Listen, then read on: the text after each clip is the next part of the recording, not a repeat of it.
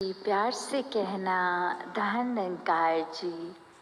पहचान कर लें इस प्रभु परमात्मा की। जब पहचान हो जाती है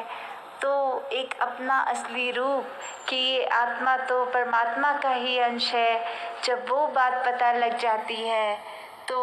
फिर वाकई ही ये मोक्ष और मुक्ति की जो बात आती है कि फिर जीते जी हम इस तरह इस परमात्मा के रंग में रंगे रहते हैं। ये भक्ति को अपनी हम एक प्रबल करते रहते हैं और फिर एक हमेशा जब निराकार याद रहता है तो अंत समय भी इसकी पहचान याद रहती है। हमारे शरीर ने हमसे जब छूटना है तो इस आत्मा ने परमात्मा में फिर लीन हो जाना है। तो कैसे जब संसार में आए हैं हर एक पारिवारिक रूप, सामाजिक रूप, एक सब हमने अपने वो रिस्पॉन्सिबिलिटीज़ भी निभानी है। कहीं भक्ति का मतलब ये नहीं होता कि अकेले होके इस परमात्मा से जुड़ाव रखें, नहीं, अपनी सारी दिनचर्या को निभाते हुए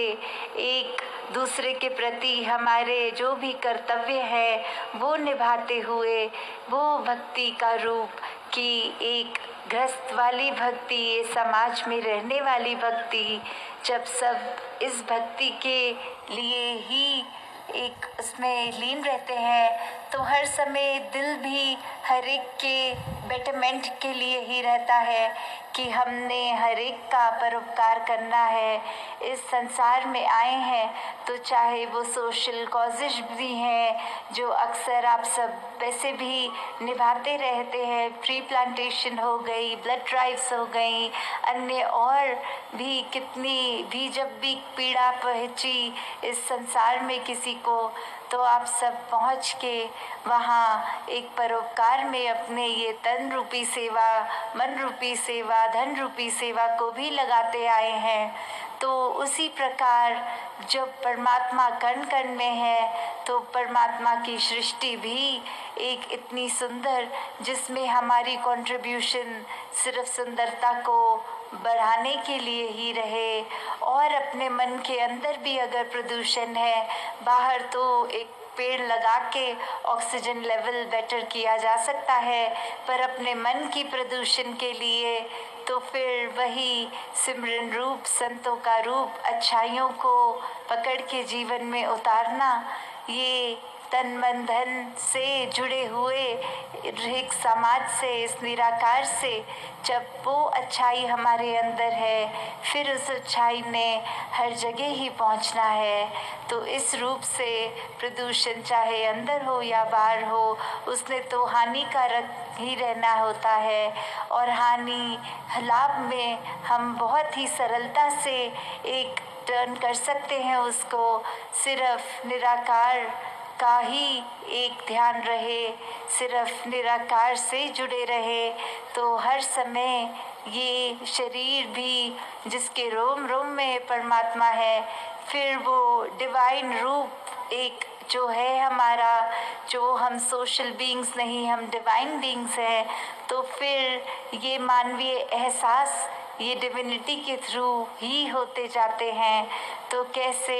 हर पल हम जहाँ कोई भेदभाव ना किसी इंसान से करें, जाति पाति, ऊंच नीच, रंग नस्ल और अनेक जो और भी आजकल समाज में देखें तो अलग अलग की ये अमीरी गरीबी कि हमारा कल्चर, हमारी रंग रूप आकार ही एक सुपीरियर है, एक हम ऊंचे, तो ये तो बात बिल्कुल लागू ही नहीं है क्योंकि ये संसार हर एक में तो परमात्मा है। तो एक शरीर में परमात्मा ऊंचा, दूसरे शरीर में परमात्मा नीचा तो होना संभव ही नहीं है। तो हम फिर मन से ये मनमुटावों को भी दूर करते चले जाएं। हर एक में अपनी छवि जब देखेंगे तो जितने हम अपनी नज़रों में श्रेष्ठ हैं सामने वाला भी उतना ही श्रेष्ठ नज़र आएगा।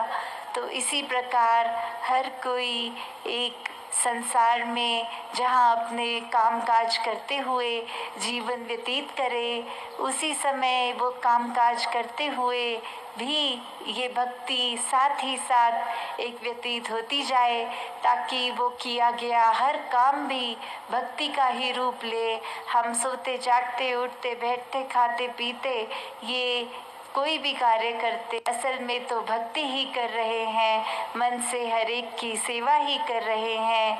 तो दातार कृपा करे कि जहाँ इतने वर्षों बाद फिर सोलन का आप सबके दर्शन करने का अवसर मिल रहा है, तो यही भाव कि इधर भी संगत में इजाफा होता रहे, सब अपने कर्मों से ही वो चलते फिरते प्रचार बन के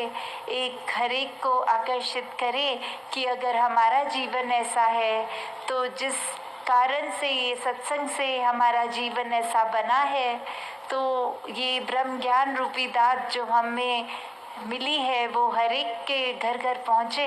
तो उस उद्देश्य से फिर हर कोई जब साथ जुड़ता जाएगा तो वाकई ही पूरा शहर जहाँ ब्रह्मज्ञानी बन सकता है, वहीं पूरा संसार भी बन सकता है। तो दातार हर एक पे कृपा करे कि हम अपनी कमियों को आइडेंटिफाई करके जल्दी से जल्दी उन पर काम करें कि वो निकलती चली जाएं, वहीं अच्छाइयों को और पूर्णता से हम पकड़ के अपने जीवन में उसको लागू करते जाएं। सत्संगत जी, धन्यवाद जी।